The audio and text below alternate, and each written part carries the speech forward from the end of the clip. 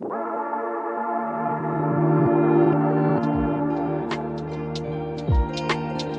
everybody, to the ccdelco podcast. I'm Pastor Bob, and I'm joined by my pastor today, Pastor Joe Focht of Calvary Chapel, Philadelphia. Joe, thanks for joining the program. It's my privilege. Good to see you. Good to talk to you. Yeah.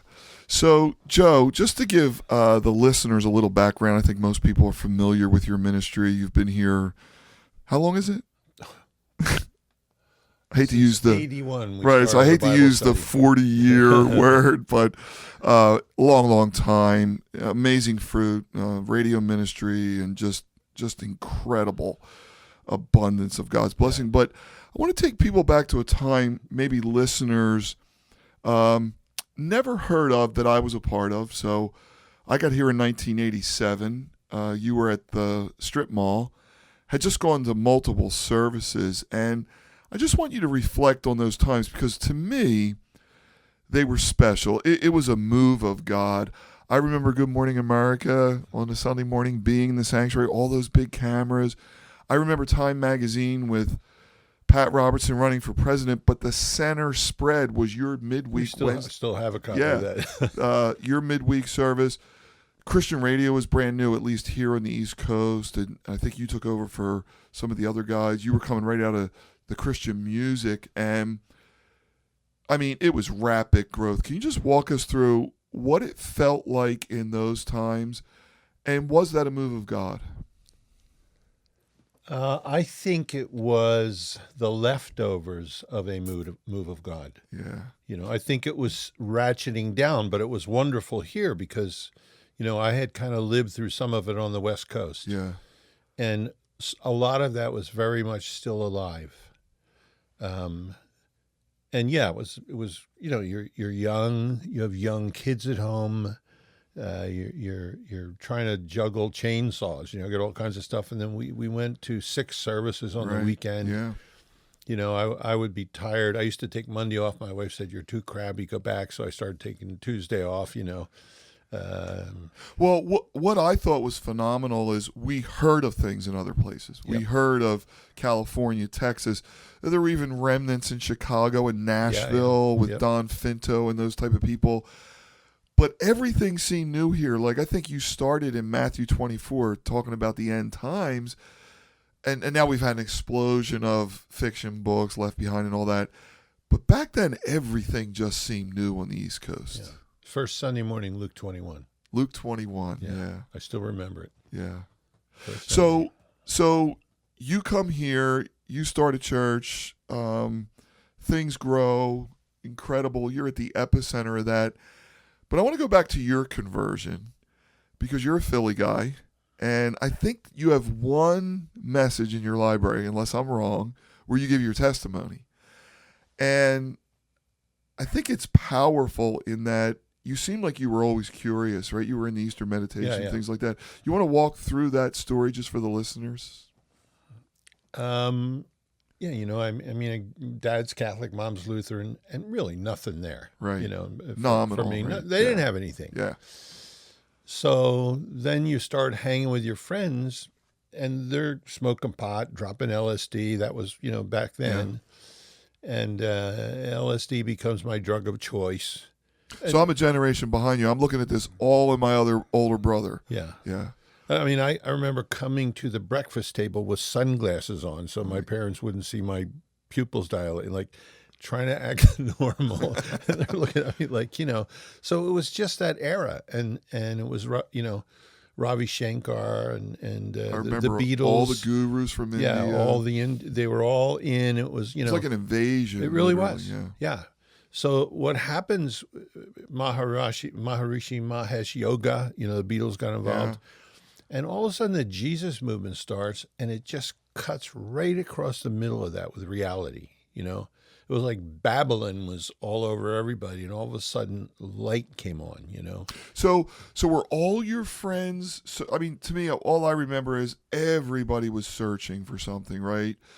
We were coming out of the 60s, and people were looking at, well, is this all there is? Is a house in the suburbs? So was it curiosity? Was it God drawing you? Like, I know everybody was searching for something, but what were you searching for? I think I was searching for reality. I just, you graduate in 1968. 3 or 4 of my friends that graduated a year ahead of me were already dead. Wow. Vietnam, nuclear war or something they're talking about. Barry McGuire then singing, "We're on the eve of destruction." Fallout shelters. Yeah. So I'm thinking, why should I work for 30 years and try to retire in Florida? There ain't going to be nothing left. Right. What do I do in my life? What's this all about, So you start, you get with younger people that are all kind of asking the same questions, not trusting the generation ahead of them. Yeah. There's racial problems all around. Brown, in Chicago, riots in Philadelphia, Detroit, unpopular war, inflation, the economy's a mess. Nobody trusts the politicians. Black power. It's like where we are now. Yeah, only it's multiplied now. Yeah. And it created an atmosphere where you're asking, what the heck is this all about? What's the point? You're born here, then you live and you die. I mean, is that what this is? So I think LSD, the drugs kind of, then you're listening to the Beatles, you listen to, some of the bands, and they were singing about spiritual things. And it kind of kicks you onto a journey. So Baba Ram Das was doing strange stuff in India, and Be Here Now was a book that everybody was reading. And So was there somebody who was sharing Christ with you? Yeah. I think I remember your story. You were at some kind of mountain house and had an experience, but what was kind of the final thing that convinced you? Well, I had a good friend who just died 2 years ago, went home to be with the Lord, Larry McHugh. And he ended up coming to church after all these years. We got reunited, but he was a bass player in a band I was in, and he was witnessing to me. It drove me crazy. And I loved to argue. So he was a real born-again believer. He was a real born-again guy, yeah. And it would get under my skin. And if I could ever get him aggravated, I felt great about it, because he didn't look like a real Christian when I got him aggravated, But Harris and I, my best friend, we went to New York, and Guru Maharaji was there. We waited 3 days to receive him to give us divine light, to impart to us some secret, which was such nonsense. It was ridiculous, And we moved up the mountains, the band I was in, and we got up there, and there were Bibles, like 15 Bibles in this place. So I started reading it, and I thought, there's loopholes here. I don't have to be perfect. I can mess up, and still this works for me. And again, then one night, we were doing this meditation with a blanket over our head, and Harris said, look, this is against everything we believe in. This is not to pray with a veil over your head. And as he said it, the presence of the Lord fell in the room. I wept, and he wept like a baby. There was a personage standing there. Right. And that's when it started. It's like so many stories you hear. I remember Paul Clark telling me a story where he was out in Colorado living with some guys, on drugs, same era, and his grandmother would send cookies.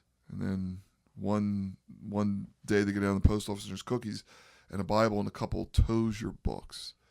And presence of God in the room, nobody there. You hear so many of those stories, and it's just a beautiful thing. Well, the Lord was doing that. Right. We're hoping he's going to do that again. Right. So, you brought up a question. I was already going to get to this. So, you talk to people today, they'll say we're living in unprecedented times. None of us has ever lived through a pandemic. We look at China, we look at Islam, racial tension in our day. But I always look back to 1968. Now, I'm a generation behind you, but to me as a young kid watching my older brothers and sisters, it looked dark. Yeah. Charles Manson, the book Go Ask Alice, everybody looked like they were on drugs. Yep. Hiding under your desk, nuclear war. So how is today different, or is it different? I don't think the human condition has changed. I think what feeds the human condition is much. If we would have had iPhones in 1970, we'd have turned the world upside down. So the distraction, there's a whole other world. I don't even know what it's like to raise teenagers now. Stay with that. Why would we have changed the world? Because every Facebook, every Twitter, everything would have lit up with, hey, there's a Bible study Wednesday. Hey, you need Jesus. Hey, here's the verse for you. Right. and it would be wonderful to see that, you know. There's actually theories now that technology is going the other way because kids that used to love to come to youth group and go to things like that see all the other options to do. Oh, I know. Yeah. Look, during the pandemic, Christians that you think are established get to watch every kookaboo in the world on television or on their iPhone. Then they come back with all these questions, you know. Is the vaccine the mark of the beast? And I feel like I'm fielding all these questions from left field, thinking, even in the Bible, why don't you know the answer to these things, you know? So, you know, obviously every generation is to expect Christ. We're told to walk circumspectly, discern the times and the seasons. We've been talking about the end times since we were believers. I remember 1981, I become a Christian on a college campus, and the guy's telling me about the book of Daniel, and he's giving me verses in Revelation about a one-world system, and he's talking about how that little barcode on a Wrigley pack of gum or Frosted Flakes, one day they're going to check you out of the supermarket. Where we've gone now is, I remember you holding up things, magazine clips of things like that, and now it's so far out of the... I mean, it's all here. Yep. So, are there birth pangs? Where are we? Yeah. I mean, look, Matthew 24, those things actually take us, I think, into the tribulation. But it's the beginning when these things begin to take place. So certainly, I don't think the vaccination is the mark of the beast, Right. but it's desensitizing the whole world. We need to cooperate. It's the first war since World War II. The whole world is fighting. So there's so many things between technology and a pandemic. Now we see everything. You know, Exactly. we could have never done that in Right. 1968 when I graduated. The whole world's at your hand every day. We get 50% of kindergartners in the United States have mobile devices, and 50% of them have been on a pornographic site already. Yeah. What's that going to produce by the time they're teenagers? So there's so much more that's feeding, I think, the fallen nature. We had to go hunt for it before. It chases you Right. down now, you know. And just the idea that people would queue up for basically what is a cure rate of 98% a virus, and I'm not minimizing that, but just to see people willing to queue up is kind of an insight to probably where we're headed globally when other things happen.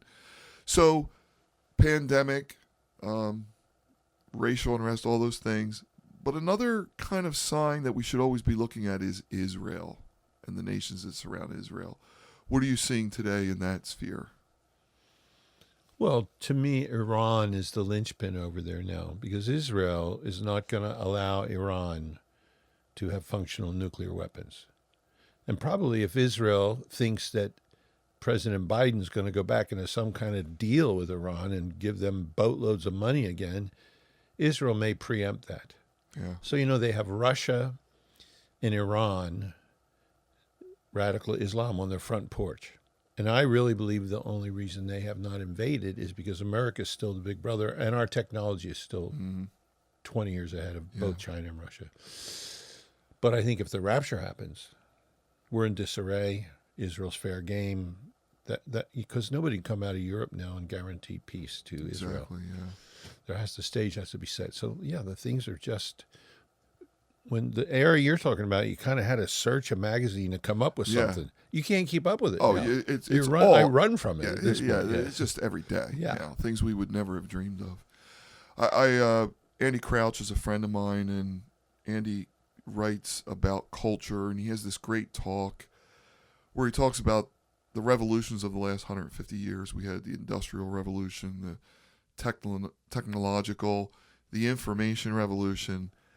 And Andy ends his message, and you can feel like the hair on your arm stand up, where he said the next revolution will be biologic, where life will no longer be begotten but made.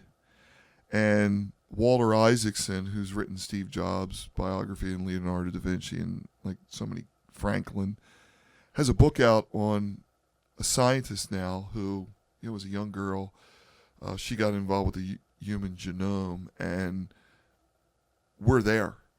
Designer genes, being able to pick the height of your child, things of that nature, cloning. is really on the horizon. Will God ever let it get that far? I don't know that. Biocomputer technology is booming behind the scenes.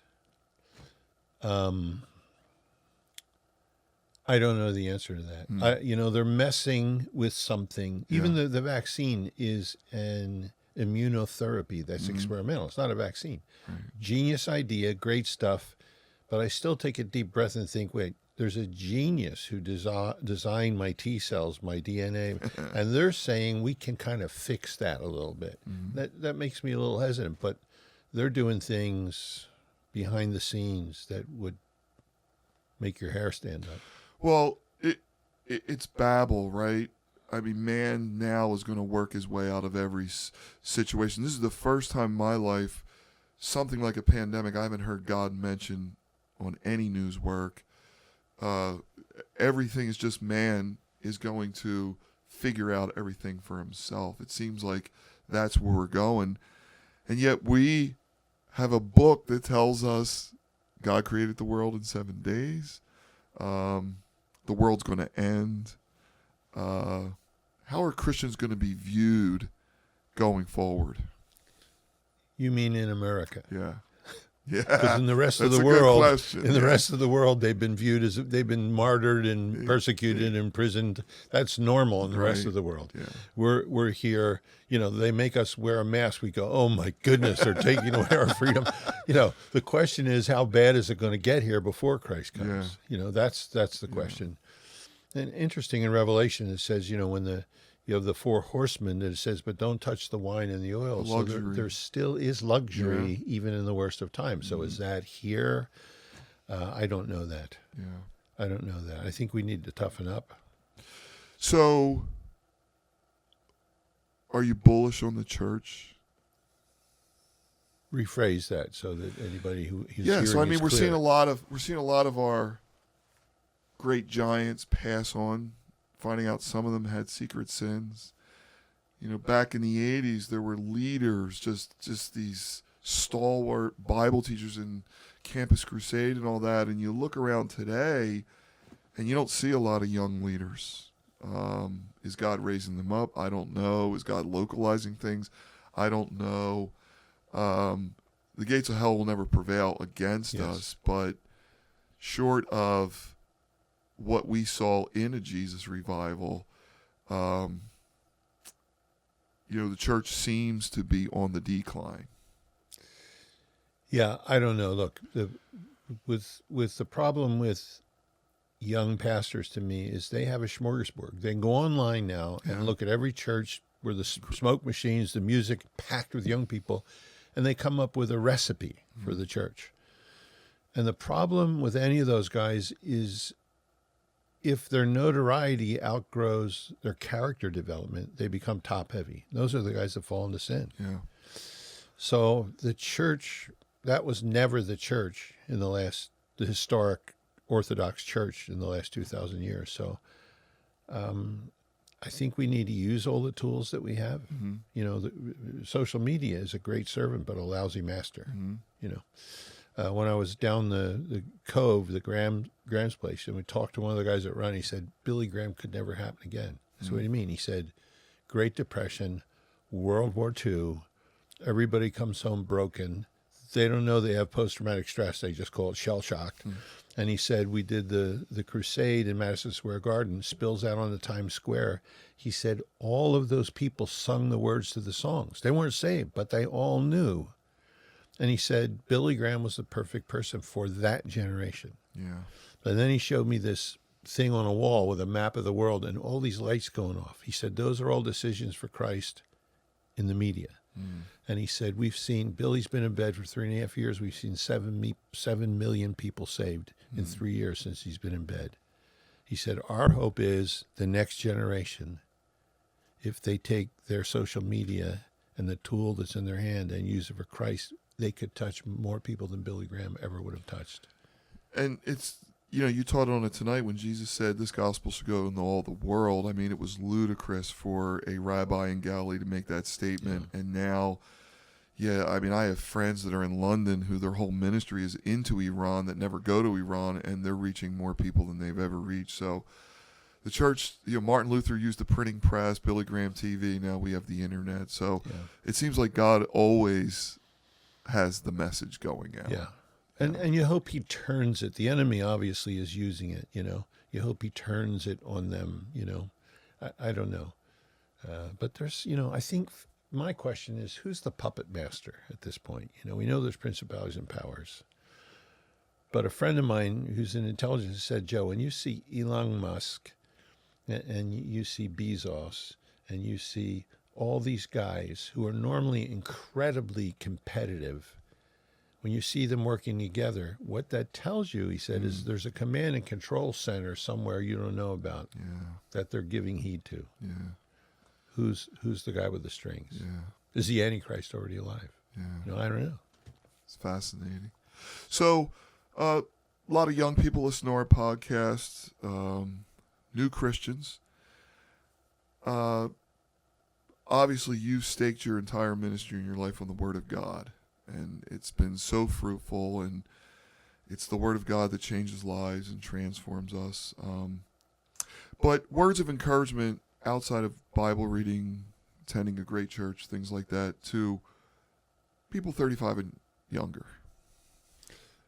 Well, it's not just reading the Bible. It's doing the Bible. We don't lack for knowing. It's always a little harder, right? Doing. Yeah, I mean, but I remember during the Jesus movement, people read the Bible to see how to be a husband, how to be a wife, how to be an employee, how to be fair.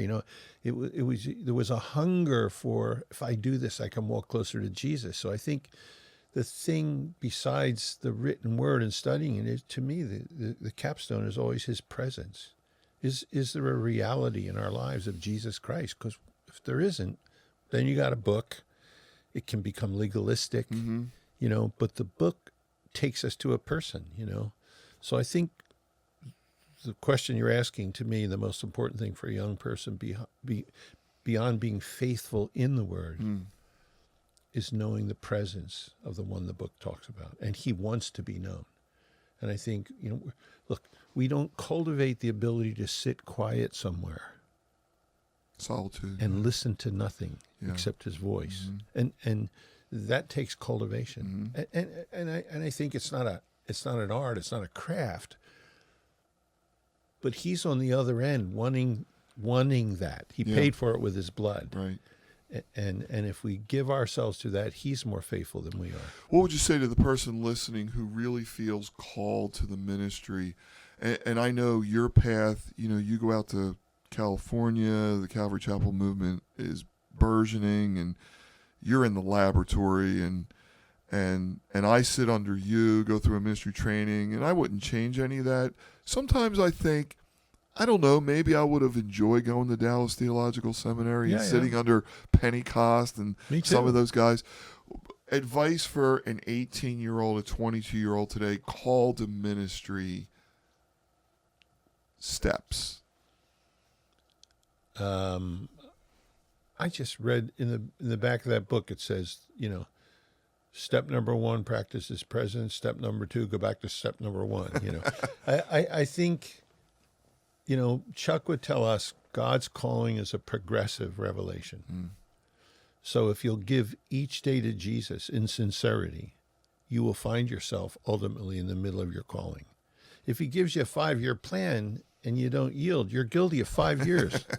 If he just gives you a day at a time and you mess it up, you're only guilty of a day at a time. Yeah. So his calling, the shepherd is never dependent on the IQ of the sheep. If he has a sheep whose heart is to follow, then the ball's in his court. He leads. He can change the world. So I would say most important thing is to walk with Christ a day at a time. You're going to study his word. You're going to learn. I've always been too busy. I would love, if I went to Bible school, I wouldn't go to learn what to believe. I know what I believe, but I'd love to do church history. I'd love to do language.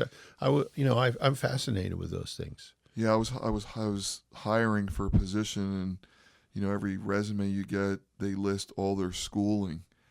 And I turned to somebody and said, "You know why I don't have all this schooling? Because I was too busy doing ministry."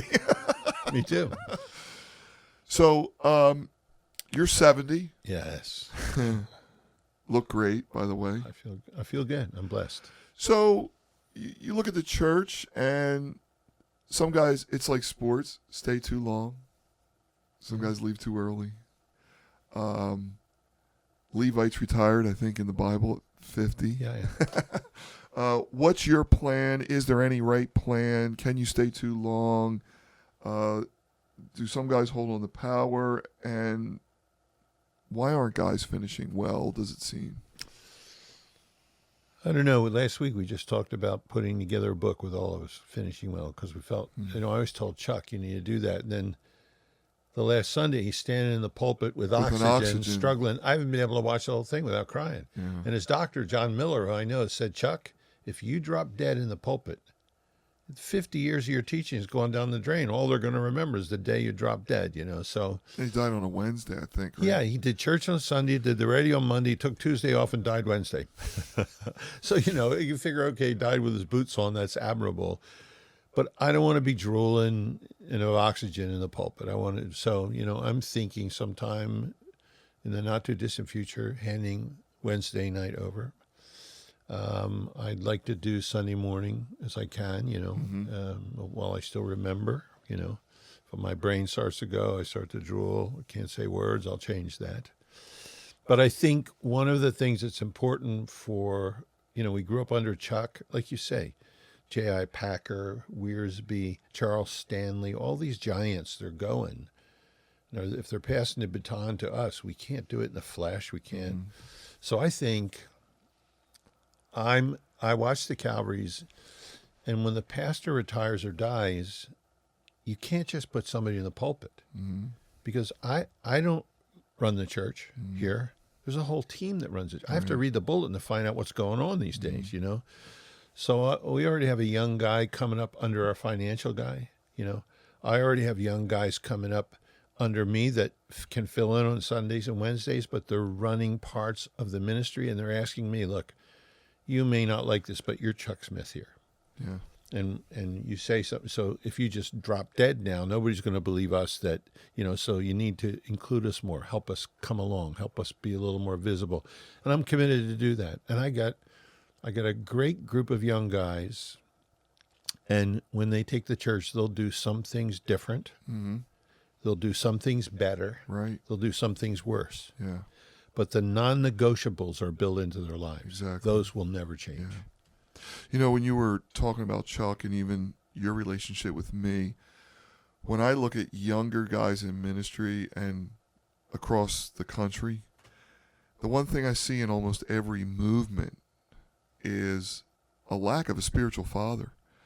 So I remember when I came into Calvary, the thing that blew my mind, I think Chuck was 60, and I was at my first conference. And I heard his voice, which was strange to me because we were waiting to go eat, and I was probably 30 deep in line. He was behind me. And where I had come from, all the speakers would be eating steak in a back room. Yeah. And I remember him calling out guys for driving cars that were too nice. Me too. And it was almost like, wow, there's a dad in the house. And you don't see that in a lot of other movements. Yeah. And you see people, Gospel Coalition or some of these other movements, people have a need to flock together, but they just lack for a spiritual father. Something I've appreciated in you and Chuck. Well, we're a family. Look, I love some of the guys at Gospel Coalition. I'm friends with some of them. They're bright. Yeah. They don't agree with my eschatology most of the time, so they're conflicted because they think I'm wrong and they hope I'm right, But they're good friends. But the Gospel Coalition, got together. They formed an organization, and now they're trying to figure out if they can get along. Yeah. The Calvary guys were all the same family. We had a father. So we get together, and we know we can get along. We're trying to figure out if we can have an organization. We're doing it backwards from where those guys are doing it, So, final question, and my gosh, this question's asked, I think, for everybody that joins our church, and we'll probably ask it until Jesus comes. But, so, you come from the charismatic side of the church. You were somewhere in that. It was a little aberrant. So were you. Yeah, so we were there. Yep. But no doubt it was real. Yeah. My experience, your experience. we live in a time now where the expression either seems to be way out there. Now it's dressed up a little different today, right? It's couched in music and some other things. But it just seems to be either way out there or gone. So where are we with the gifts of the Spirit? That'll be my final question. I think there are certain gifts that function, or we wouldn't see new birth, we wouldn't see growth, we wouldn't see. But I think that when there's a genuine move of the Spirit, like we've been through, Right. there's power, there's conviction, there's weird stuff. Yeah. There's no way Right. for the Spirit to have greater freedom to move in our lives. You know, you saw young people doing incredible things, casting out demons. And Yeah. you just remember when it was real. Yeah. But then you saw weird stuff too. Uh-huh. But I mean, Wesley's right about that, and Whitefield writes about it. There's no Right. move of the Spirit without somebody being in the flesh with it and doing some weird stuff. So do you think movements come and go? Do you think what Oh, we yeah. lived through was, because I remember almost everybody I knew was speaking in tongues, and it was just, I remember. it was something out in front of us, and now today, not as much. Look, Martin Lloyd-Jones, at the end of his life, his contemporaries kind of pushed him away. They had all respect him because he began to talk about revival.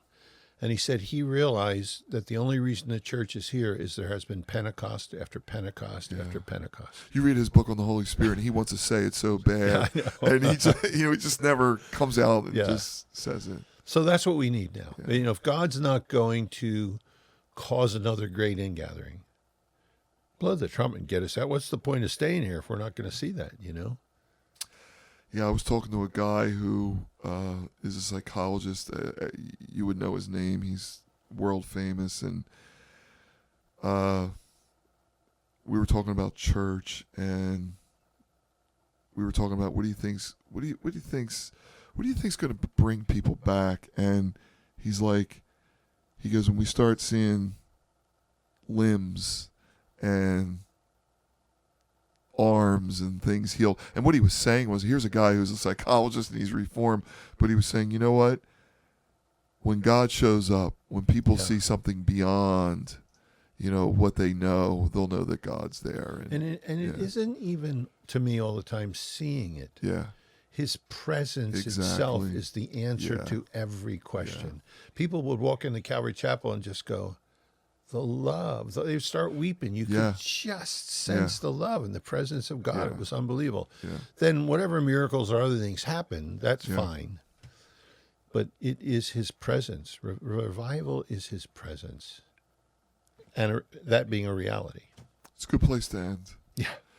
Joe, thanks for joining us. I pray that you have many fruitful years, and you've been an inspiration to me and so many. Just want to thank you for all you do. We're in this together. It's nice to have a comrade. Thanks. So, all right. God bless. You too.